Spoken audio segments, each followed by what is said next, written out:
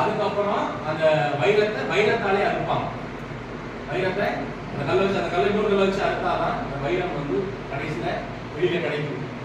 ஏன் இதை உங்களுக்கு சொல்றேன்னா, நீங்க பட்டை தீட்ட தான் ஒளிர முடியும்.